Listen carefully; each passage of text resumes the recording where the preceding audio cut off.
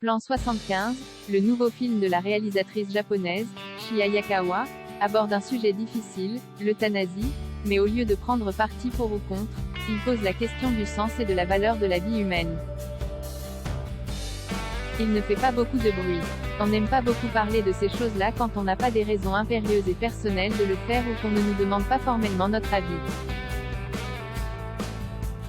Loin de Soleil Vert 1973, où la suppression des vieillards était la solution à la surpopulation mondiale et à la faim dans le monde, Plan 75 est une réponse réaliste, modeste, presque discrète. La proposition gouvernementale de l'euthanasie volontaire des gens de 75 ans est doublement rationnelle: répondre à la dérive exorbitante des coûts liés à la maladie et au vieillissement, répondre à la solitude des anciens, leur perte du lien social, leur sentiment d'inutilité, presque un win-win. Rien n'est obligatoire, nulle contrainte, c'est une offre sociale. Les personnes âgées intéressées reçoivent une somme élevée dont elles peuvent faire ce qu'elles veulent, elles sont soutenues et accompagnées, elles décident du moment de leur mort par perfusion. Ce schéma humaniste et raisonnable recueille dans les sondages une très vaste approbation de la population générale. Les vieilles copines en parlent entre elles avec intérêt, regardent dans les catalogues ce qu'elles pourront s'offrir avant leur départ. Le contraire d'un film manifeste: certains critiques et spectateurs disent que c'est un film pro-euthanasie, d'autres que c'est un film contre. Ce qui est certain, c'est que ce n'est pas un film manifeste. La vieille héroïne du film tente de résister à la proposition pour des raisons qui ne sont pas claires pour elle. Elle finit par céder et signe lorsqu'elle se retrouve seule, sans famille, sans amis, sans travail, sans logement. Ce n'est pas la contrainte qui la convainc mais l'anomie qui la submerge. Elle n'a pas la force de se tirer un coup de fusil dans la figure et accepte que la société se charge d'elle. Le film évoque bien les ratés du plan, les bugs, les loupés, les dérives, mais cela ne remet rien en cause. Après 3 ans de mise en route, les objectifs sont remplis et le succès sociétal est tel qu'il est proposé de descendre l'âge d'accès à 65 ans. Aspect dérangeant: le film montre en passant certains aspects dérangeants. C'est un système à but lucratif.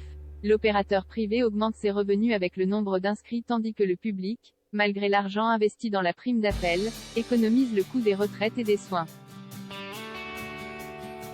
La chaîne de production et du traitement technique des individus est dysfonctionnelle comme peut l'être tout système industriel. L'informatique bug comme partout. Les personnels trient et détournent les biens laissés par les souscripteurs à leur décès. La prestation de soutien de la vieille dame téléphone d'un quart d'heure bi-hebdomadaire est assurée par une jeune salariée du Plan 75. Celle-ci accepte, contre le règlement, de la voir, puis de la sortir jouer au bowling avec ses amis, puis de recevoir l'argent de la prime. Mais ça ne la dérange pas puisqu'elle va mourir. Par contre, la vieille dame reprend goût à la vie. La jeune fille lui rappelle que c'est contre le règlement. Un autre jeune salarié du Plan 75 découvre la vie difficile de son oncle venu signer. Il lui facilite le process. C'est normal qu'il veuille mourir, il est seul et mal aimé. Il a toujours été seul et mal aimé. Mourir librement lui rendra la dignité en abrégeant son mal de vivre.